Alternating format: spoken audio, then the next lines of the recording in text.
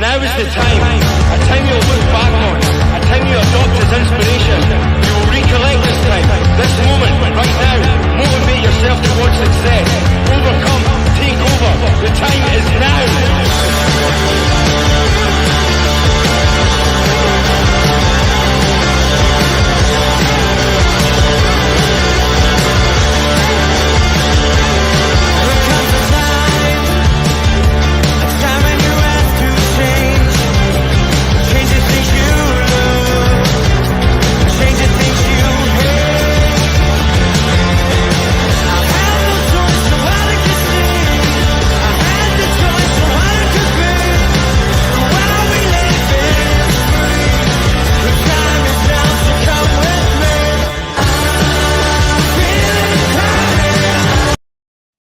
Look who snuck in! Look who snuck in!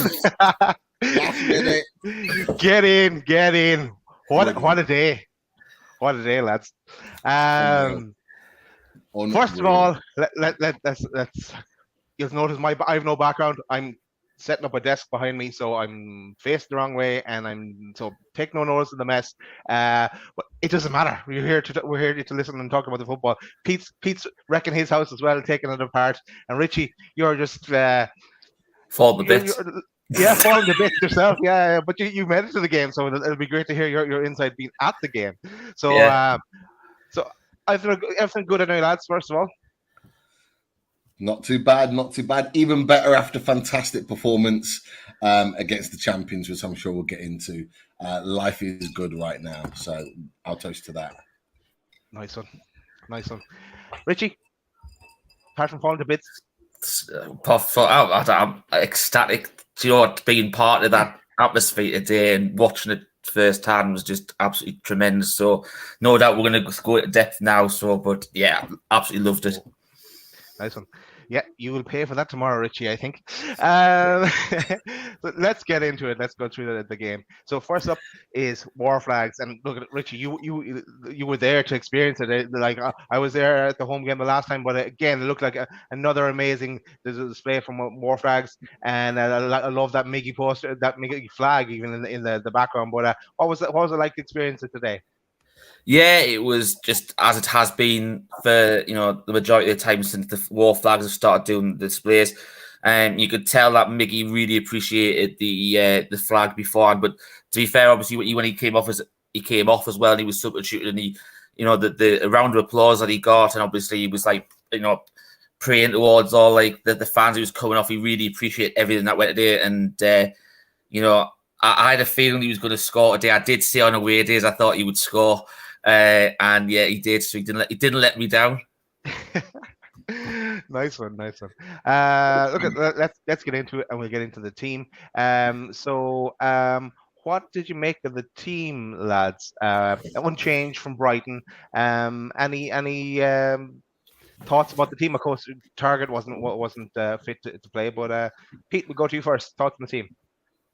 To be fair, I expected it to be the same. Lots of talk about, will we go back five potentially? We could have, but I always thought that we would go with that purely because that's Eddie Howe's way of playing. That's how he sets up his team. And it was all riding on whether Target was going to be fit or not. So the fact that he wasn't fit, it just made sense to stick with what we've got. It's a really strong team. Anyway, so there was no concerns from me at all. Awesome. Richie, thoughts on the team? Same as Pete. Obviously with their Target being injured, there was no need to change it. There had been a little bit more a discussion before the game. I met it with Keith Patterson and John just before the game. We talked about it. They were possibly a little bit disappointed that Longstaff wasn't starting. But to be fair, there was a fantastic performance last week. So whoever takes that place out of Willock and Longstaff now, it's we've got a little bit of good cover for whoever comes in to work alongside Bruno and Joe Linton. So I would have been happy with either of them. So, and to be fair, they didn't deserve to have like I said, to make changes because it was a decent performance at Brighton last week. So it was good to go in with the same starting lineup. Yes, Richie. And of course, the big talking point before the game is about Jack Grealish, and of course the comments on Miguel Almiron. And of course, then he wasn't even on the bench. Never mind starting. So that was interesting. On Miggy Day, he didn't even show up. That was the City team. And of course, I had a laugh after the end of the game. I just saw this picture. I didn't see it live myself. This happening, but this tweet, this picture. Miggy, can Grealish have your shirt? Love it, love it. That's a brilliant idea. Whoever brought that poster in, nice one. So okay, we'll get into the game, and I have a bucket of notes here. So and then some of the other page. So stay tuned. I'll fly through it. So first up, a positive start in the first 5 minutes, and then it kind of fell apart. With 5 minutes, Bernardo Silva, the Gundogan, and Gundogan goal. Who do you think was at fault for that goal? For me, there was no marking him. But when I saw a replay back again, I saw Trippier was trying to mark two players, and Willock was the closest to him to try and cover. So kind of a mix up there. I thought Willock could have probably done more in that, even though he's not the defender. But I'm kind of half blame Willock for that one. Thoughts on who was at fault?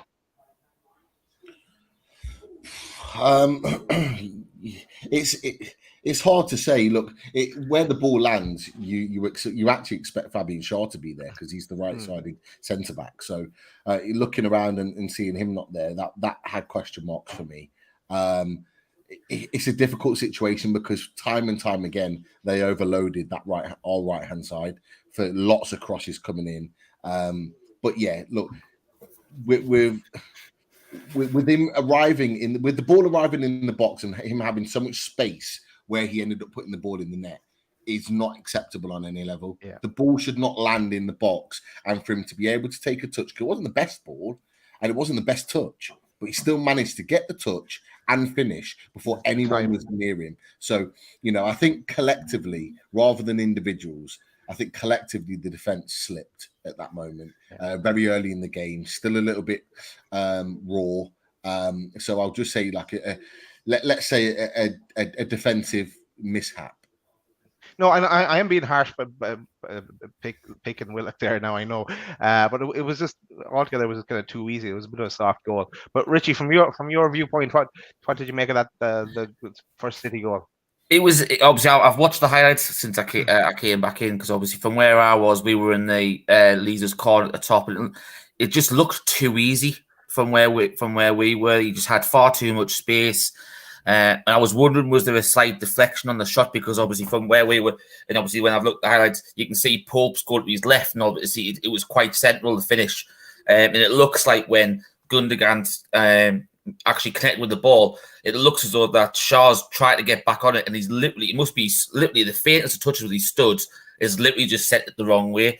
But for me, as Pete said, there was far too much space for Gundogan to take that ball down, even with a terrible touch, to still be able to volley it in afterwards. I've had a look a few times. I still think possibly, as Peter, I think it's more towards Schär. He just seemed to be quite static. There was no movement, but yet they do overload the box quite a lot, obviously, with the runners going through. But I think Schär should have probably dropped with him. And the fact that obviously you mentioned, Daz, that Trippier was trying to mark two. Them going down the right, they must see the right side as our weakness, which was a bit weird considering we had Dan Burn playing at left back, who isn't really an out and out left back. He's a centre back who can play left back. It's just one of those things. Unfortunately, we started quite well, and unfortunately, took the wind out of the sails a bit. But you'll go straight to it now. But after that, it's sort of like we slowly restarted the game and really got into it. And from that moment onwards, there was only one team in that first half. Yeah, that's true, Richie. But it took to that 15 minutes for that to really kick in, because after that, Bruno got a yellow. De Bruyne was put through by Haaland, who was in a great game as well. Haaland, and a save by Popey. Counter attack, Willock to Wilson, but that was offside. Another save from Popey on Foden. That was in the 15 minute. Then we kicked into gear, and from then on, as you said, Richie, in that first half, we bossed that first half. So 17 minutes, ASM pulled it back to Miggy. Miggy shot over the bar. You're thinking, oh, Miggy, the old Miggy's back with the shooting, but he made up for it later on. He should have really scored there. And stop me at any point, lads, as I go along here, but I have a lot of points. So 90 minutes save from Pope again, De Bruyne free kick. 90 minutes again, another Newcastle chance. Like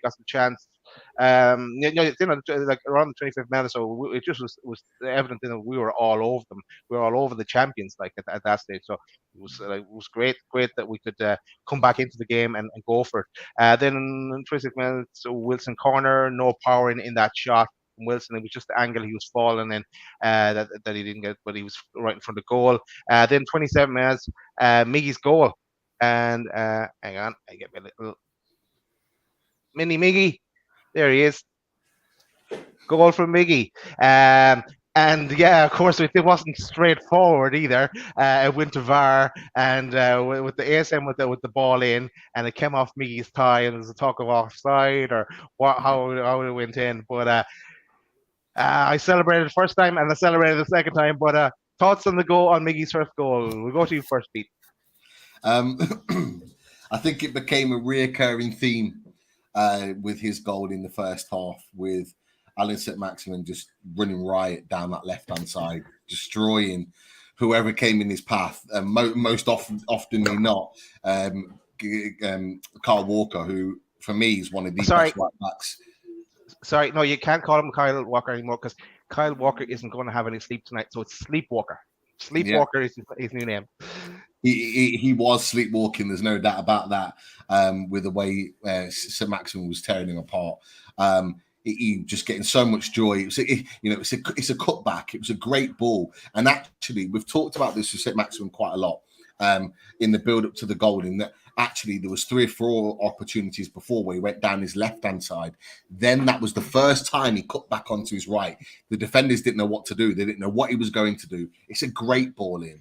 And Miggy, as Miggy does, his goals are never straightforward. And he managed to get a touch off the top of his thigh to nick it home. I was like you, Daz. I celebrated twice. I celebrated because it was a fantastic goal. And when they ruled it out, I was thinking there's no way he was offside. So I was really, really pleased for them to go with us for a change, give us a decision, because I don't think we got many decisions at all today. But great goal all round, brilliant stuff. Yeah, I definitely love VAR today with my friend today. But Richie, your thoughts on Miggy's goal? Well, for a start, I definitely liked VAR better than Jared Gillett. For a start, I thought he had an absolute mare today. Yeah, you know what? It's great because you said you celebrated twice. We saw the goal go in, and I half celebrated because the first thing I did was I looked along the line straight away, and I could see the flag raised. So my son's bounced, and I'm going, "Oh, it's offside!" And then everyone's going because they were a bit closer to where they going straight down the line, and they were saying it wasn't offside. So of course, obviously, we knew it was going to go to VAR, but as soon as it was confirmed it was a goal, it was just absolute electric. It just erupted inside St James's Park.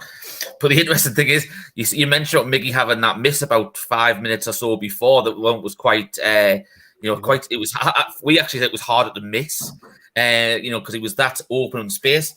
And I'm just thinking, someone needs to tie his laces a bit more often to go down like that and score with his thigh. It was a harder finish than his legs because it was literally just, he went literally like that, didn't he? Sort of like, and then obviously going forward. So it looked like his laces being tied together. But do you know what fair dues? You do something to try and get anything on the ball, and that's what he did. And it was a clever finish after all. And, it really sucked it out with Man City when that equaliser was confirmed. Exactly, Richie. Exactly. Okay, we'll move on. So Newcastle kept going. 36 minutes, Miggy run. Keeper came out. Cancelo, Edison was coming out, and Cancelo got back to block. But you thought Miggy was in there, or he was going to square the ball across probably to Wilson, I think, at that stage. Wilson. Of course. Then it's the Wilson goal is coming next. Here, my little video, Wilson goal. And yeah, ball from ASM. Wilson, great control, and he got a bit of luck as well. It touched off his knee as part of that control, and finish on 38 minutes. Great finish from Wilson, composed.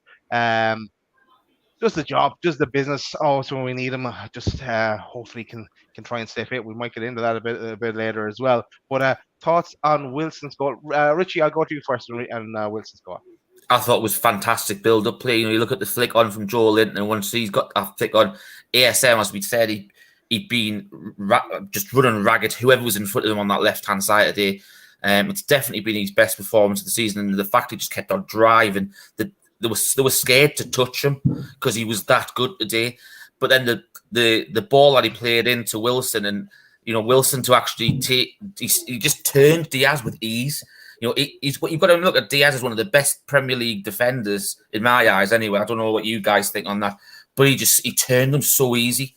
And I think you look at the finish, you're expecting him probably to go to Edison's right, but he doesn't. He goes back against him, and obviously you can see Edison's tried to make a little move to preempt it, and then obviously he's gone back and got a hand up, but not hell of a finish, absolutely hell of a striker's finish. That's what we like from our number 9s, and it's amazing what happens when you've actually got a goal scorer in those positions.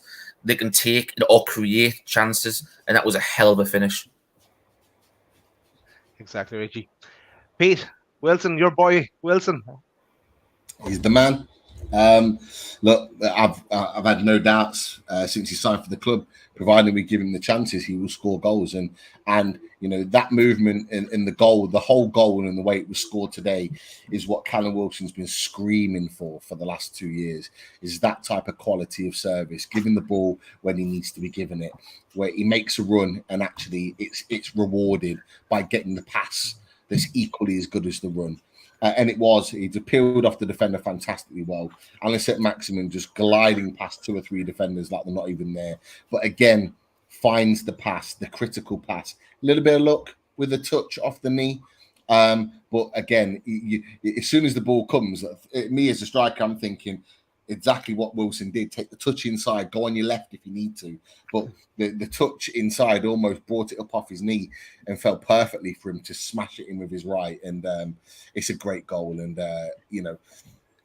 we say it before and we say it again. He's on number 9. For me, behind Harry Kane, he is the best of the rest. And he should be in the England squad. And I think a goal like that today and how well he played for long parts of the game is the reason why I think he'll get selected for England in the next round of internationals. It's a great finish all round. And you've got to remember, like Richie mentioned, we're coming up against a good Man City team, a team that don't concede any goals. And we made them look average in those moments, certainly with that goal as well.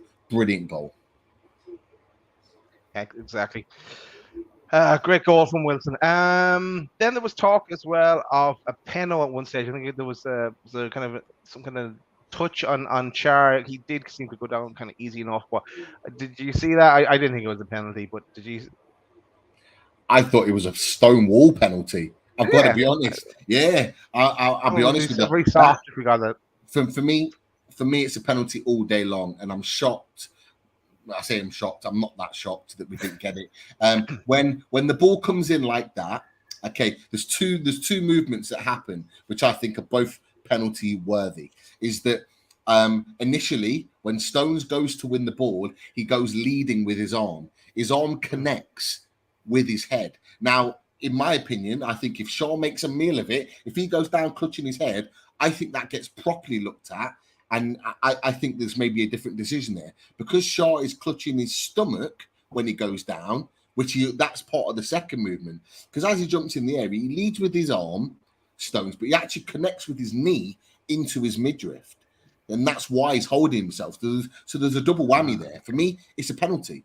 And, if that's any other team in any other part of the pitch, it gets given as a free kick. There's no doubt about it. For me, it is a penalty, and it was played down because it was Man City. If it was any other team we're playing against, other than Man City or even the top 6, I think it gets given. And again, 2 seasons running at St. James's Park, in my opinion, we haven't got a penalty that we should have got. Everyone will know about the Ryan Fraser issue last time. So for me, Stonewaller, I think it's a penalty. Yeah, I only really kind of saw the replay of it, but I just didn't pick it up on it, to tell you the truth. Richie, your thoughts? Was it a penalty? I haven't seen any replays of it, but from what we saw on the stand, it looked like a penalty from where we were. But to be fair, we didn't get the run of play with a lot of decisions today off of that referee, and that should have been a penalty. You go even back to Bruno's yellow card at in the first 10 minutes. Yeah. There was about a minute beforehand. There was a clear pull and foul on Bruno, and nothing was given to the guy who offended from Man City. But then literally a minute later, Bruno does something which was nowhere near as bad as that, and he's booked for it. So there wasn't even any consistency at all from the referee. But I agree with Pete. If that had been the other end, it would have probably been a penalty. For some reason, it's like it's going to be an absolute stonewaller to be given a penalty against like Liverpool and Man City. And unfortunately, well, to be fair, last year's was a stonewall, and we still didn't even get that, did we? But it's. I don't know. Some of these referee decisions need to be looked at because, from what we saw, there wasn't. I don't know if you can confirm it from obviously watching on TV, but from where we were in the ground, it didn't even look like there'd been any VAR checks going on. On the TV, it said that they did. The VAR did check it, or whether they did or not, I don't know. But it did say that the VAR had a look. Yeah, well, obviously we couldn't see that in the ground, so it was all pretty much done and dusted straight over. You can see him looking at something, but there wasn't really much of a stuff going on. So it was a bit surprised. Obviously, to be fair, we were a little bit disappointed where we were sitting at. Trippier put the ball out because obviously we were in such a good position, but I think Trippier was thinking it's a stonewall penalty. Quickly get to VAR and get it checked over, and obviously it wasn't given. Yep. Okay. So that took us to halftime. So 2-1 at halftime. I know I was going mental at that stage anyway. We got into the second half. Okay, the first half was showing the desire, the passion. It was just amazing performance in that first half. I wanted the same in the second half, or even if you could blow it up now, ref, I'd be over the moon. So what else? Then they started off the second half. We were chasing Harry and everything, and there's a boot on Bruno's knee in the 50th minute, and he kind of playing for time as well. But there was a boot in them. 51 minutes. Man City did kind of waltz through us at one stage, and probably was a shot from Haaland then. Stones got a yellow when he took down ASM. Trippier's free kick then, of course, and we'll show the picture of the free kick first. Here's the picture of the free kick. Boom, Richie, you're probably going to claim an assist for this one as well. Every time you go, no, I wasn't behind this one, but I did say to the bed he'd score. Yeah, and here's the little Trippier with the goal celebration. But yeah, some free kick. And Pete, I'm going to go to you first for your thoughts there. What I love about this is that Trippier himself called it. So if you watch it back, I think it's him and Shaw that are standing over the ball, and Trippier's mouthing. He's saying, "No, I think I've got this." He literally I don't know if it's to those words or to that effect, but I'm lip reading. I think Emma Corinne or Geordie's Down South chat mentioned the same thing as well. He's literally, he's like, "Yeah, I've got this." To be fair, Pete, you could from where we were sitting, you could tell he was trying to Shaw was trying to muscle his way in, and Tripp was going, "Nah, you're not having this. Like, you're not having this." He literally, you could tell the confidence within himself that he could hit the target, and actually, it wasn't too dissimilar position to what he scored against Everton. But obviously this time he's gone for the more trickier top left-hand corner, and there's no keeper around that's saving that. That's right in the stanchion. That's right in the corner. Yeah. The Sky talk about Edison taking a slight step to his left in order to allow that ball to go in, but even if he stood still, I don't think he gets it. It is a supremely unbelievable free kick. And only the best produced that moment. That's why it's such a steal that we got him for £12 million. It's not just because he's a leader, not just because he's a hell of a right back, but he's got moments like that in him. And yeah, it was just a tremendous goal, and one that when that goal went in my mind, I thought, yeah, we're getting something today. It was that kind of moment. I thought we were winning at that stage, to tell you the truth. I could only see one winner. Richie, one of your thoughts on Trippier's goal, first of all? Well, for a start, I think it's probably going to be one of the best free kicks you'll see all season. The fact to even try and put it in the corner that he shouldn't be putting it in, everyone was expecting him to put it over the wall. To beat Edison on his side, whether he's took a slight step to the left to try and preempt them going over the wall, it makes no difference. As Pete said, that was right in the top corner. That was whipped with such pace as well. It was an absolutely hell of a free kick. It really, really was. I wouldn't be surprised if that's goal of the month for August. Calling it now. Yeah. Nice one. Not bad, Righty up, we'll move on. So then City really piled on the pressure. 59 minutes, Pope save is going to be a common theme here now. 68 minutes, Haaland goal. I've wrote down here, Burn should have tracked back, but Haaland, he's unreal. He's going to light up the Premier League for so many years. But it was. I can't even remember the goal now. But anyone thoughts on that goal? You're muted. Sorry, I've been coughing, so I've been trying to make sure I don't disrupt. But it's Erling Haaland. For me, he'll be the best striker in the world for a long time.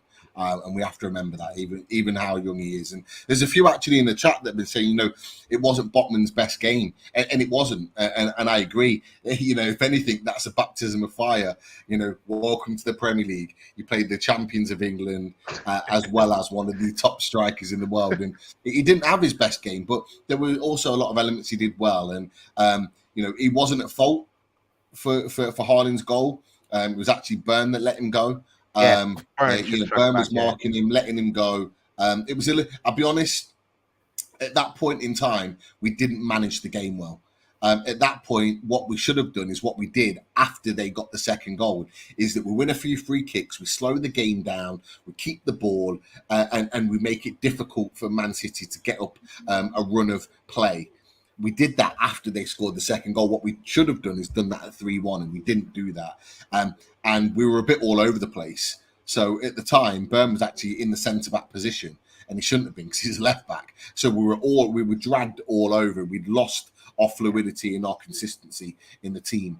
And we were made to pay. So players weren't continuing to mark players. But Erling Haaland's movement is unreal. He's not just a tall, big striker. He's fast, he's pacey, but he's got great movement. Yes, everything. Yeah, he does, and it just even in those 5 yards, his little movements creates massive space. And again, I talked about it before. The overloading on the right hand side, they whip the ball to the back post. The ball comes back in. Haaland smashes it home. Nothing that anyone could do Pope wise or anyone else. We could have marked better, but it's just a goal by an absolute predator. And it made us a little bit nervous. It sure did. Ricky, any thoughts on that goal, or we keep going? I'm not actually going to talk about the goal itself because I know Eddie Howe will focus on it and say we could have done this better and that better. For me, what happened, if you look, there's a stage of about 2 or 3 minutes before the goal goes in where Newcastle looked a little bit shaky after going 3-1 up. And it was all about the communication between Pope and the two centre-halves. That was the issue. Now, a ball came in from their right-hand side the first time, and it was literally going straight into Pope's hands, and they put it out for a corner. And then literally about 2 minutes after that is the first corner in the build-up to the goal. Now, they take the corner from the left-hand side, and the ball, it was a pretty soft ball in, and it was, if you actually watched it, the full highlights, it's not on the short highlights I've seen from Sky, but I imagine that they'll probably put the corners on Match of the Day and stuff tonight. If you watch that, there's it's a ball in, and Pope's literally, it's going into Pope's hand again, and Shaw cuts it out and puts it out for the corner. It's I think it's just a communication problem. I don't know whether it's the fact that Pope's still not used to a complete understanding with these two centre halves. I'm not too sure whether it's, he's not having that communication where he's shouting keepers, or he's not overly confident he's going to make the ball himself. But both times it was literally simple balls that was going straight into Pope's hands. Now, for me, that's something that needs to be worked on, because from those two little tetchy bits, that's where Man City got a little bit of confidence from. So obviously we dealt with the first quarter, but obviously then they scored off the second one. So for me, if the first one hadn't come, the second one wouldn't have come, if that makes sense. I still think if Pope had got that ball, we would have probably been up at the other end of the pitch by then. And then obviously with them scoring, Newcastle were vulnerable straight afterwards. And obviously we would have talked about now, but what can you do about a ball like what De Bruyne put through for Bernardo Silva? It's an absolutely hell of a ball. But that's what happens when you've got world-class players in that position. Nice one. So that was 60th minute. Then 61st minute, Pope saved from Haaland, and he should have scored there. Then 63 minutes, they do score. Bernardo Silva scores. And I want to talk about that one again. I've forgotten the goal. I blank out the City goals myself until I look back at it again. But Peach, you want to talk about anything, do you? Yeah, it's I think Richie's just touched on it as well. Look, one thing's for certain, the two players involved, Bernardo Silva, being talked about going to PSG and Barcelona. Man City can't get rid of him. He's too good. And this is why I think Man City are digging their heels in. I think if Mahrez plays today, and I love Mahrez, I'm probably one of his biggest fans outside of the clubs that he's played for. I don't think he gets that chance. I don't think he even creates that opportunity. De Bruyne is, for me, one of the, if not the best central midfielder that's played in the Premier League history, in my opinion. I just think he's that good. He's got everything. And that ball, no one else in the Premier League would find that pass. It's just unreal. Now, could have been avoided. And I think Sky alluded to it. Botman steps up because he gets drawn to Haaland, because Haaland's just Haaland, and you want to stop him because you think if you stop him, you stop Man City scoring. But he just for a split second gets drawn to Haaland, who pulls himself out of that position just to allow that ball to get slipped in. It's just fantastic all round. It's just, just a switch off moment. If Botman had been where he was initially in his position, he'd have stopped that ball coming through. And it's one of those where, it is a baptism of fire. He'll learn from that. Anyhow, for sure, we'll be talking him through what he could have done to ensure he doesn't do that again. But yeah, it's a great finish. I don't think Pope could have done much more about it. He made himself big. He got out very, very quick. He's unbelievable off his line. So good. But, he's put it in one place that he could have scored. And you can't do anything but just admire the quality of the actual goal there, albeit be absolutely gutted and frustrated at the same time. It's interesting you mentioned about a learning curve for Botman today, like a baptism of fire type thing. I think a big proof of that is if you go to Bruno's performance today, he got the early booking against Benfica in the pre-season friendly. And obviously we all discussed after that game how he didn't look himself afterwards, because he felt as though he was on edge for the whole game. And obviously then he got the booking and got sent off. And there he got the exact same early booking today. And I was wondering how he was going to develop from obviously what happened in pre-season. Because obviously who we're playing today, they're very clever with what they can do, and they'll perhaps draw fouls out of you when you're not expecting. But to be fair, there was a couple of times I thought he was like looking to commit, and and he looked as though he was going to make a foul, and he pulled out the last minute and stuff like that. So that was a good learning. He learned from his mistake in pre-season. Botman will do the same. And to be fair, there's other days when mistakes can be costly. Today, if you'd have said to any Newcastle fan before the game, you'll get out with a draw, everybody would have been happy with it. So it hasn't been too costly on that. Yes, we're disappointed because we were 3-1 ahead, and we obviously there was a draw out of it. But if you'd said to anybody before and it was going to be a draw today, anybody would have took it. Exactly. And look how disappointed we are. We're not disappointed. We're absolutely delighted we got a draw against the champions. Right. Just before you go on, I have to say just a couple really, really quick ones. Say thank you for Geordie Mick for his £10 donation. Cheers, Mick. Geordie Mick, hope you're feeling better. He said brilliant, just bloody brilliant. And he's absolutely right. And obviously, Ray with his super sticker, £4.49. Thank you for your support as always. Thank you to everyone that donates with their donations and super stickers. So I just wanted to get those in there for both those guys. Sorry about that. No, thanks, Pete. Thanks. And also just a reminder to people as well, if you haven't subscribed already, hit that subscribe button. And everybody, I mean everybody, right now, hit that like button. Hit that like button. It's so easy. Just minimize the chat, hit the like button, and bring the chat back up again. Very easy. Then, right, we'll fast forward then. So 3-3 at this stage. I know I was getting very worried then. I was like, how could we have gone 3-1 up and then bang, bang, bang. But anyway, Eddie saw the need to bring on some changes. So first of all is off came, or they come on at the same time, more or less, is on came Longstaff, off went Willock, and off went Wilson, and on came Wood. And I suppose if anyone like me were going, why? But I think Wilson had a bit of tight hamstring. Eddie Howe said he was feeling his hamstring a little. Wilson was feeling his hamstring. They reckon it's nothing serious, but it was more precautionary. Yeah. Okay. So just a tight hamstring. So with a few days rest and maybe training the back end of next week, we won't see him at Tranmere now off the back of that. But I think he should be, fingers crossed, okay for Wolves next Sunday. Cool, and it just shows you the need though as well. And if you didn't know already, we need at least one striker, if not two, in the last couple of days of the transfer window. It's time to get the finger out and get it done. So move on. 70th minute, save from Pope. Gundian was offside though. Anyway, ASM shot wide at one point. Then the other massive talking point, is the Trippier professional foul on Kevin De Bruyne, and the ref gives him a red card.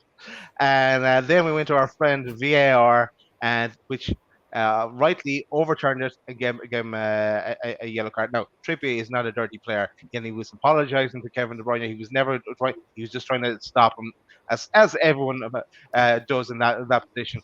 But it wasn't a red card; it was a yellow card. But thoughts on that, lads? Richie, we'll go to you first. I said to the Ben, I thought it was a clever foul. It stopped the break. And it was definitely booking. It's one of those ones where you say he takes one for the team, and he did.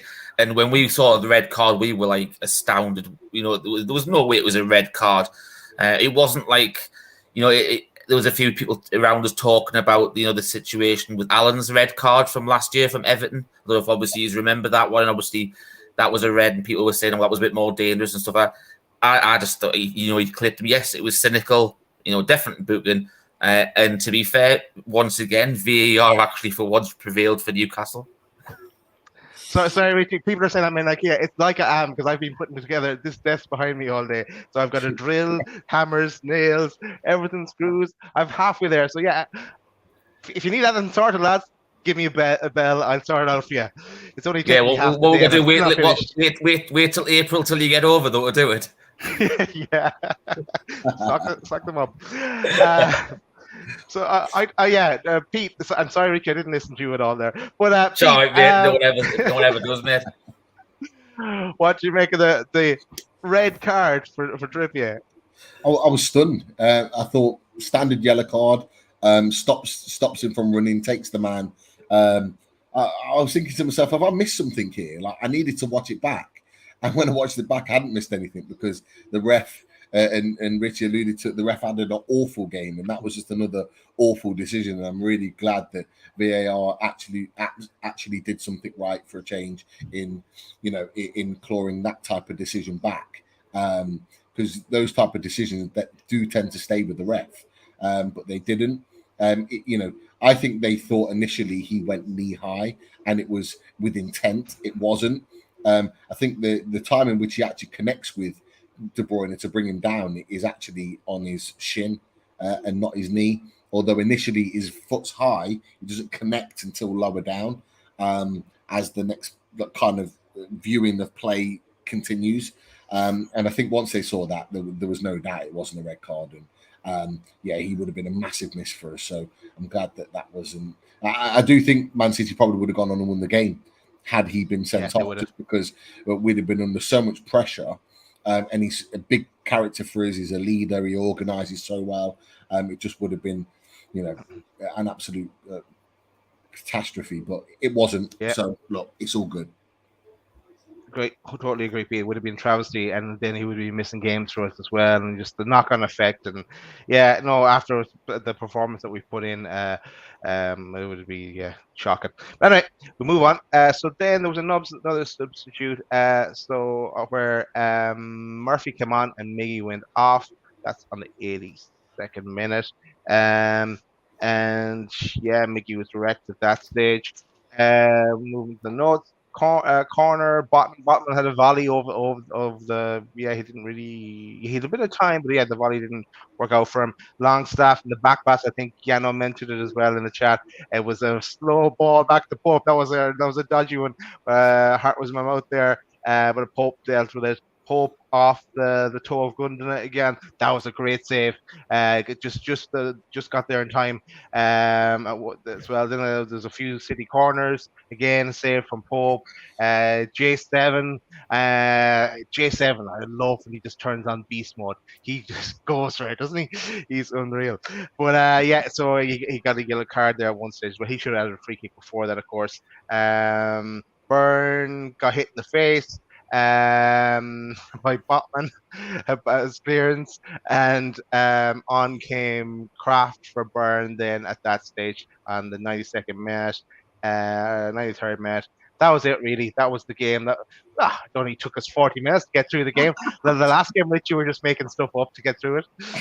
I just want to say, Daz, because you mentioned a few things there in the run up to the end of the game about Nick Pope. If anyone wanted to know why we pushed the boat out to get him in, when people thought that Dubravka was a good keeper and we didn't need to invest in that area, and he is a very good keeper, that's why we got Nick Pope in today. Nick Pope was tremendous. He was absolutely fantastic. And, when the likes of Botman or whoever has an indifferent game, you need your goalkeeper to stand up and be counted in games like that. And he did. He made some tremendous saves.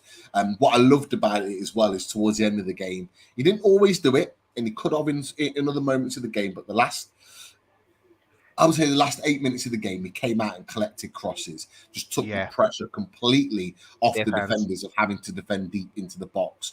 And I just love that. Dubravka used to do that, doesn't do it as much, flaps a little bit more now.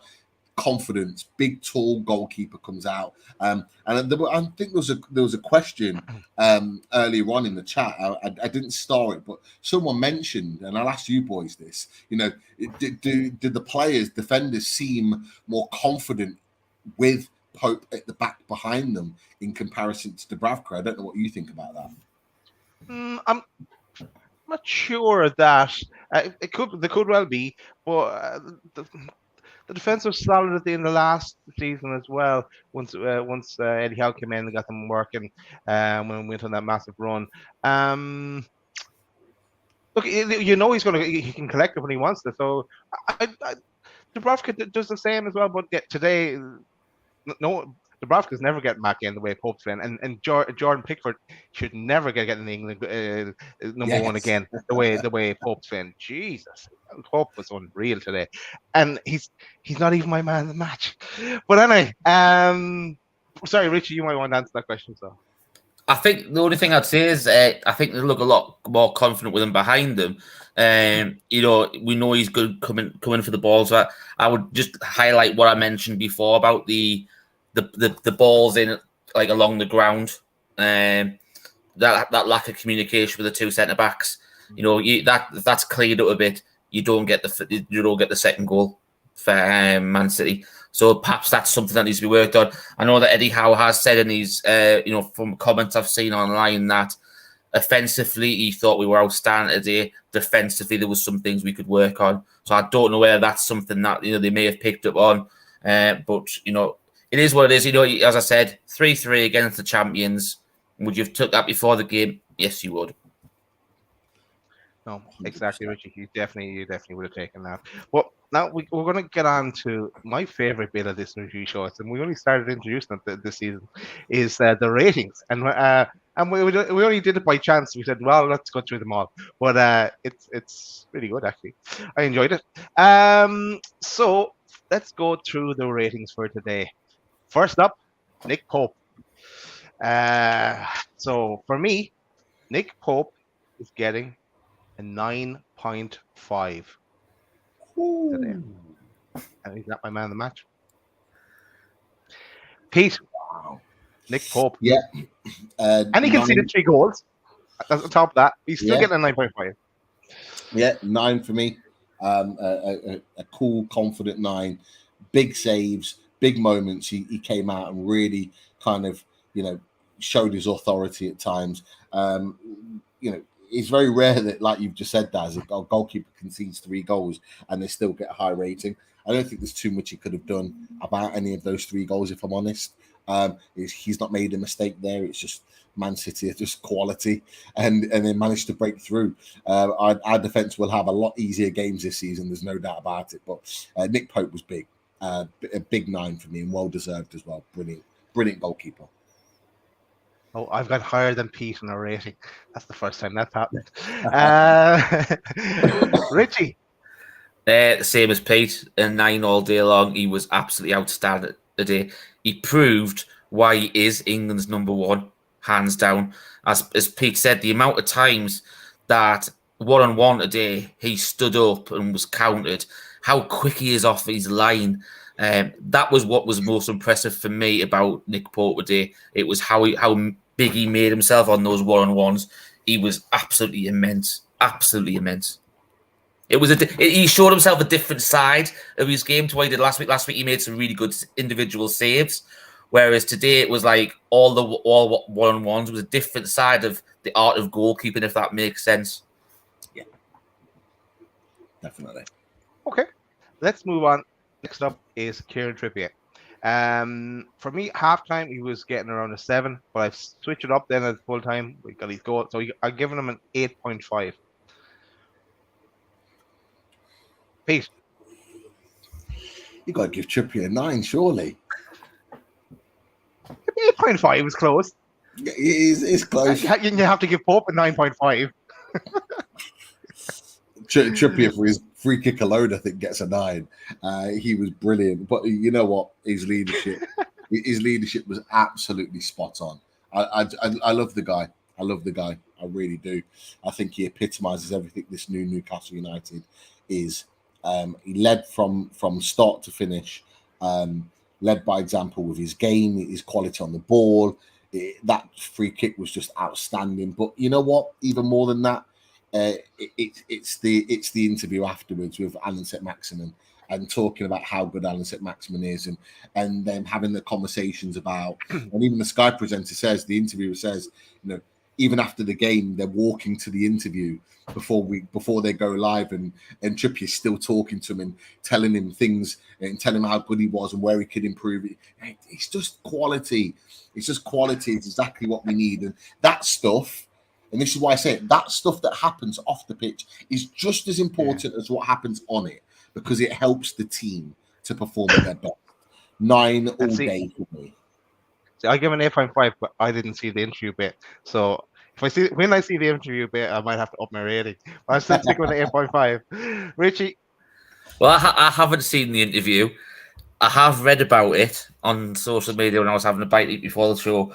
And to be fair, for the performance alone, I thought, as yourself, that's, quite a first half, second half, it's what he's all about, full stop.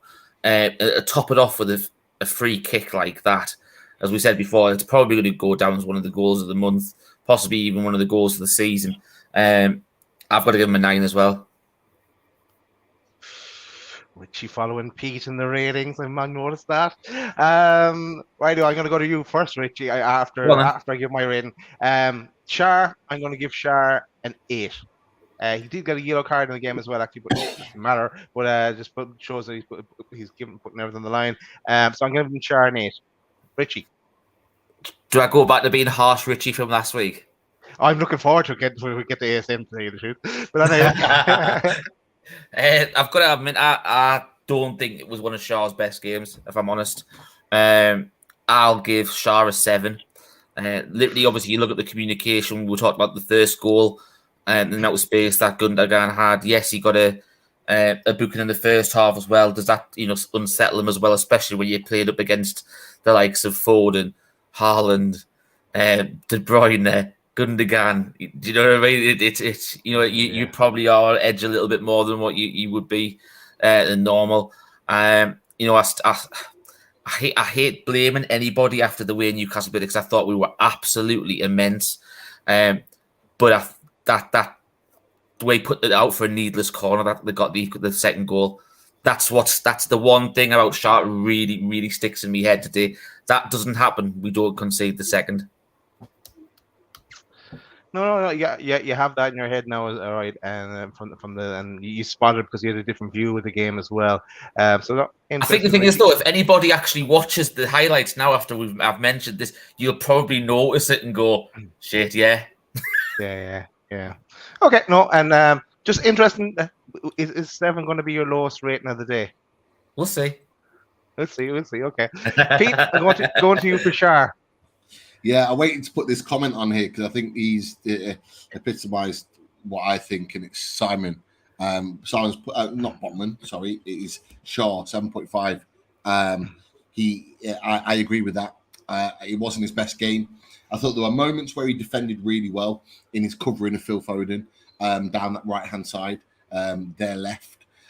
When he did get some joy, there was a couple of times in the first half that Trippier was getting himself forward but was getting lost in the transition, and they were playing balls in and behind Trippier, and Shaw was coming over and covering really, really well. And he did it a few times in the second half too. So for that, if you're helping to keep a tremendous talent like Phil Foden quiet, then you've not had the worst of games. But yeah, we expect better from Shaw, 100%. So yeah, I've gone with the 7.5 for me. 7.5. Yeah, I just thought and I'm kind of basing my ratings based on we're playing Man City, so that's it's gone a little bit higher on my ratings this week. But let's move on. We'll go for Botman. Actually, one thing we didn't mention in the review is, if you remember back to that recovery, he did do a slight mistake. Oh yeah, when the ball came down, he tried to control it and let it drop in front of him, and he gave it to Man City, but he recovered well, got the block in at one stage, if you remember that. I'm giving Botman 7.5. Do I have to go before Pete because I'm not copying them anything, do I? No, we'll go back to Pete. Pete goes first. I give Botman an 8 today. I thought it wasn't his best game. It was a baptism of fire, but I thought there were some really good moments where he kept Erling Haaland quiet. We alluded to the fact that Erling Haaland's a top centre forward. But I thought Botman, on a positive side, we talked about the things that he could have done better, but on a positive side, he won everything in the air. He was dominant. He was great on the ball. Just calm in possession. He only ever plays one touch. Whenever he gets the ball at his feet, he doesn't need a second touch. Everything's one touch. Right foot, left foot, one touch, bang, in and out. Nice and easy. He can play the forward pass, which he did today, and opened up the lines quite well. I just thought, there were, for all of the one or two moments where he wasn't at his best, I thought even against a top quality team and centre forward, I thought, he hung in there, and he didn't look out of place whatsoever. And at 22 years old, the guy's going to get better. So I thought, yeah, it definitely an 8 for me. And on the basis of his previous team, I think there's no better place he would rather have been is at St. James's tonight, as Lille are getting smashed 5-0 by PSG. So 5-1, Lille have just pulled one back. They're getting hammered, aren't they? Getting hammered. Yeah, they literally are getting hammered. But yeah, look, he's going to be our Colossus for years to come. He's actually quicker than I thought he was. Yeah. There were a couple of times, and Haaland is rapid. There's a couple of times he kept pace with him. Apart from, I think the only time he didn't was when he ran through and Pope made the save. That's the only time he got the better of him from pace related to pace. But other than that, 8 for me, Botman. Room for improvement, but still very, very good. Imagine Haaland in our team. Whew. The future. Someone like Haaland in the future. Richie, let's go to Botman. Your thoughts on Botman? I'm going to give him a 7. I think, as I said, that communication between Shaw, Botman, and Pope needs to be worked on. The point that you mentioned, Daz, about the clearance in the first half, where he made the initial error where it bounced off him, but his recovery for the block, that was top notch. I think it's just it was, as we said, it was a baptism of fire. It's his first full home debut, so he's going to have mixed emotions. You're going to be excited to play in front of obviously the crowd the way it was today. You're probably going to have butterflies. It's all these mixed emotions sort of thing. So. And to be playing a bit against probably one of the best strikers in not just the Premiership, we're talking like in world football, full stop. Who's similar age to him, getting better every time he plays football, and so it was probably a baptism of fire, but it's something he's going to learn from really quick. As I mentioned before, there's going to be times when he could have got away with a lot more things against other teams because the quality in that front three isn't necessarily there in future opponents in the next weeks and months and years, really. So yeah, it was a difficult one for his first home full game, but I think he did all right. But I wouldn't say he set the world alight, should I say? Yeah, that's fair enough, Richie. Let's move on. We last in the back line, Byrne, Big Dan Byrne.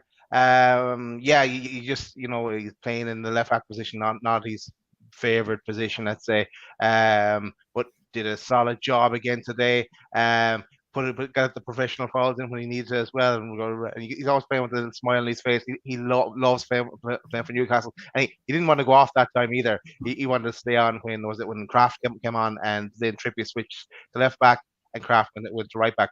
But for me, I'm giving Big Dan Byrne an 8. Pete, you're on mute. You're on mute. Mute. I keep coughing and then forgetting to put it back on. I apologize. 7.5 for me. I thought he was okay today.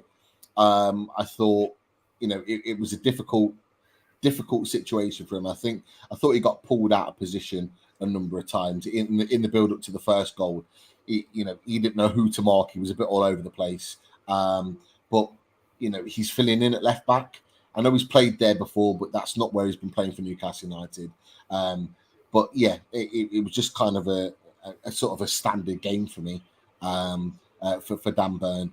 7.5, I think, is probably more than fair in my opinion. But yeah, look, he's doing a job for us. He's helping out the team. Can't ask any more than that.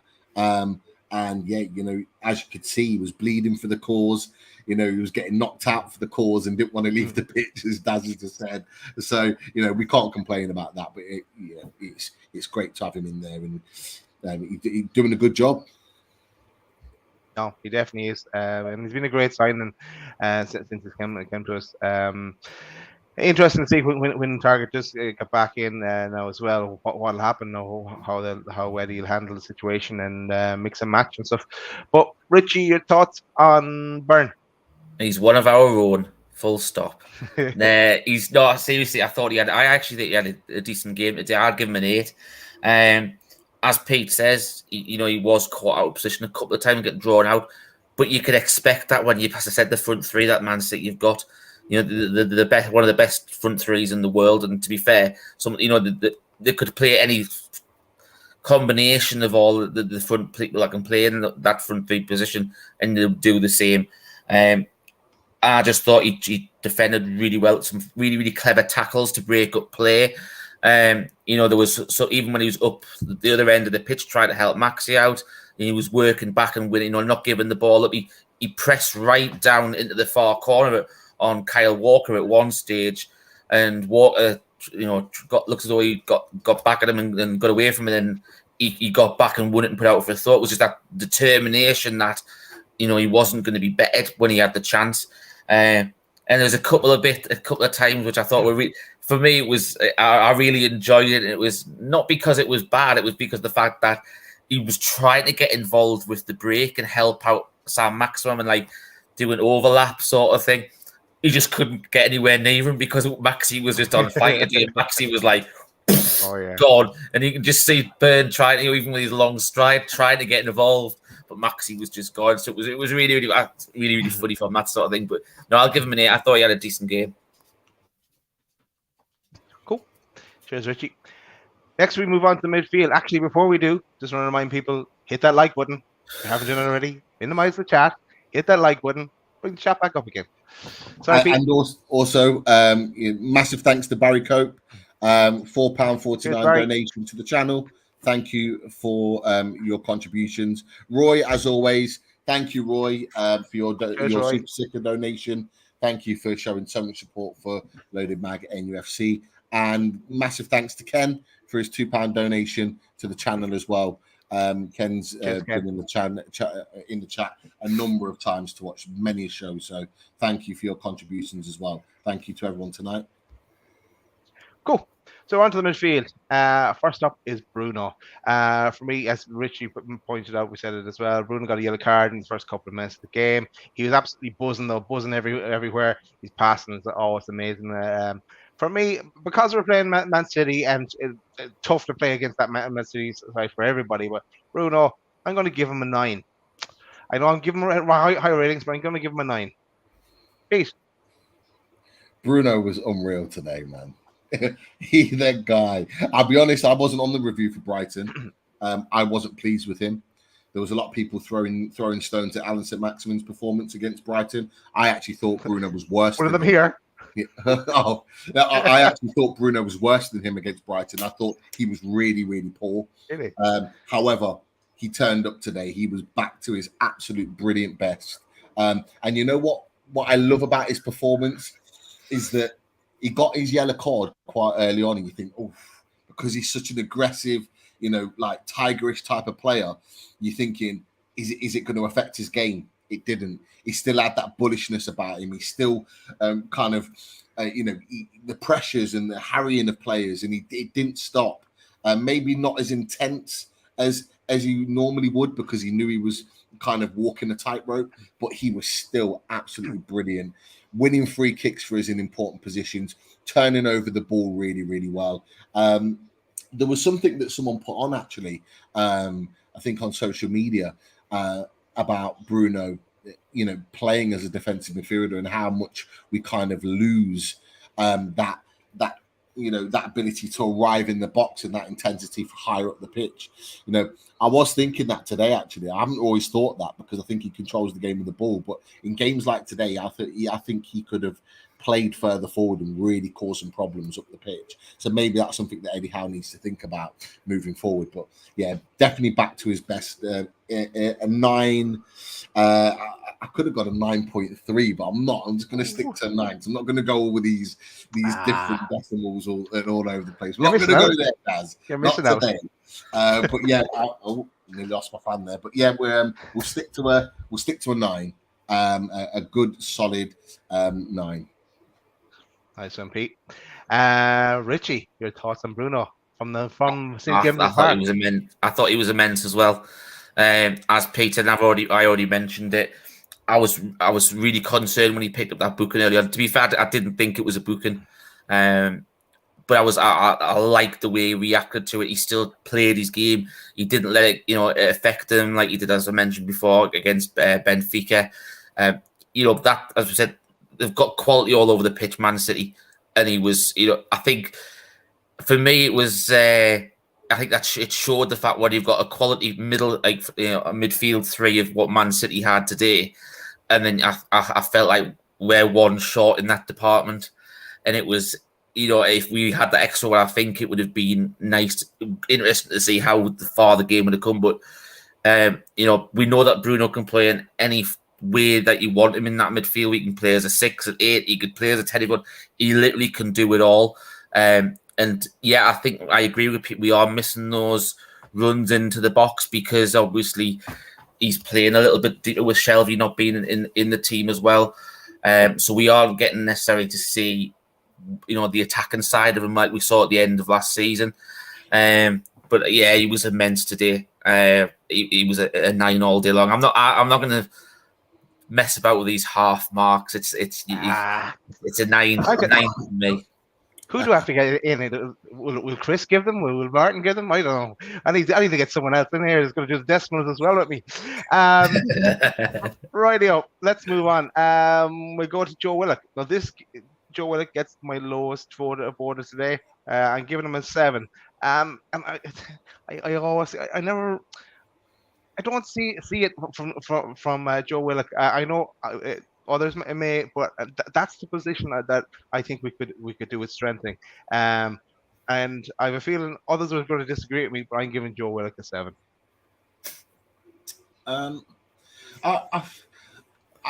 wasn't too far off from you. I'll give him a 7.5. What I really like, I think what keeps Joe Willock in the team is his ability to press high up the pitch. And he's so good at that. A bit like Joe Linton, they're really good at covering a large distance in a short space of time. They can travel so quickly and dispose defenders. And that's something that Sean Longstaff doesn't do. And that's why I think Joe Willock's in the team. He can also travel really well with the ball. He did it again today a couple of times. But you're right, Dad. You're absolutely right. What we need from that position is not just that. We need goals, or we need moments from him in the final third. We didn't quite get that from him today, which is why he was brought off quite early. We know Callum Wilson, wanted to mention in the chat, we know he's obviously carrying a hamstring strain, nothing serious apparently, or too serious. But Joe Willock was also brought off in that moment too. And I think that tells you that he was the most dispensable player on that pitch for Newcastle at that point in time. And it was early on. I think it was like 68 minutes. So, yeah, 7.5 for me. Does his job okay, but we want better, clearly. Yeah, and it's the other thing is, like, when he went to that run, he was never going to be able to recreate that again, but he was always seen to be a second or a couple of milliseconds ahead of everybody else. This time, he just seems the opposite, a couple of milliseconds behind. Let's say, for example, as well, where Miggy's goal, like, he could have potentially got there ahead of him, but it's Joe Willock. It's not going to happen for him at the moment. It's just that something, it'll click at some point, and then he'll be back again, but it's just hasn't clicked recently. Richie, Joe Willock. A 7 for me. I don't think he pulled up any trees today. It was more of a workman-like performance. It's quite funny because the highlight for me of what Willock did today was when the Ben said it was in the first half. God, Willock just skinned Walker. That was it. That's my highlight of what Willock did pretty much today. Don't get me wrong, that's quite a good feat because we know how fast Walker is, and I would never have seen that sort of pace from Willock before. But you're right, he's workmanlike, and he's still getting a relationship with Bruno and Joe Linton, because obviously, you look at the end of last season, it was Shelvey or Longstaff that was playing in that role a bit more. So perhaps, I don't know if it's down to you understanding a little bit with those two. I don't know. But yeah, I'll give him a 7. But I said he didn't pull up any trees for me today. No, fair enough. Cool. Let's move on to J7. Again, absolute class. I love the way that people are afraid to tackle him in the middle of the park at times. He's just like unreal, and then he just turns it on and goes into beast mode, and no one's getting out alive. But Joe Linton, I'm giving him an 8.5 today. 8. 9 for me. Joe Linton, unbelievable. Brilliant performance. I'll be honest with you, they play a very different game, but I couldn't separate Bruno Guimaraes or Joe Linton today. I thought in their roles and what they give on the pitch, they were both absolutely brilliant. I've never ever seen a Man City team so scared of an individual. They are scared of Joe Linton. Teams are scared of him now. They are, because he's a monster. But he's a monster that puts himself about. He doesn't care how good you are or what your reputation is. He will put you to the floor without even a second thought. I would love to know how many retrievals he made for Newcastle United today. How many times did he win the ball back? In many areas of the pitch. How many times did he pressure the opposition? I want to know some of those stats, because he was everywhere. He covered every blade of grass. He was brilliant. There's not many midfielders in the Premier League that can do what he does. And he's a hot commodity. And I think, and I might be quite bold saying this, I think with what he gives on the pitch, I think he's maybe exceeding the value in which we signed him for at this moment in time now. I think he's probably, what he gives right now, at 25 years old, maybe 26, he is probably worth as a midfielder more than 40 million. In my opinion, I think he's brilliant. What a turnaround from where he was. There'll be a film about this someday. Richie, J7.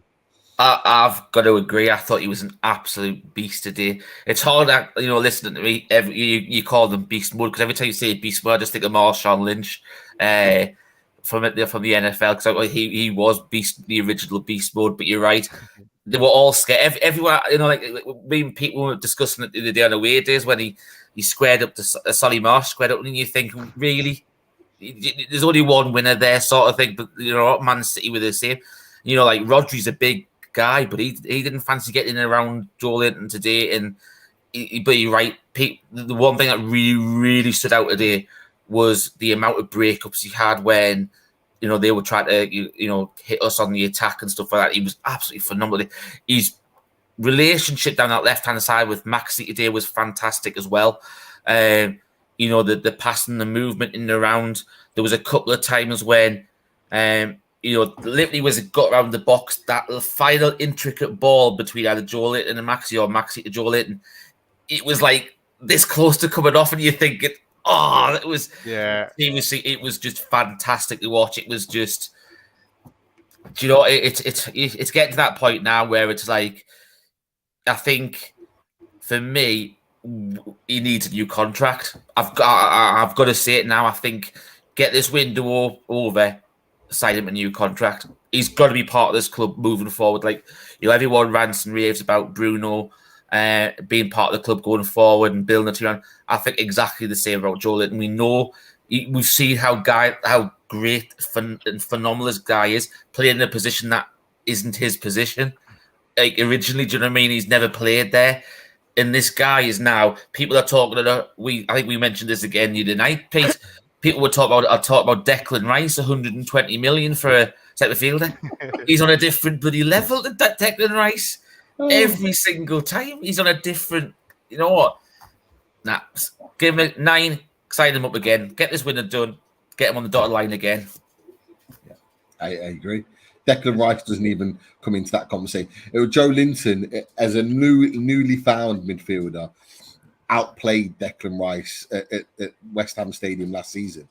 Anyway, Joe Linton's better than that now. So yeah, they're not even in the same ballpark. And Joe Linton's managed to do that in what, 8 or 9 months, turn his career around. Unbelievable. I look forward to seeing him at the next World Cup. He obviously won't be going to this World Cup. Not if I have anything to do with it. Better. If England don't win the World Cup, I want Brazil to win it. So I want Brazil to win it anyway. Yeah. Hey, come on. No, I want Brazil. Hey, you know what, Daz? Daz, I'm not being funny. Casemiro going to Man United, and Man United being as bad as they are, they need they need an enforcer in that midfield. There's only one player in that role at the minute who's wowing the Premier League and stuff like that. Seriously, that tattoo's getting done, son. Yeah, player of the tournament, win the World Cup, or Don't start adding things on, Daz. No, we're all part of the equation. We've got original proof. We've got proof. We found the video. We found the video. We know what you said. April, Southampton, the weekend you're over.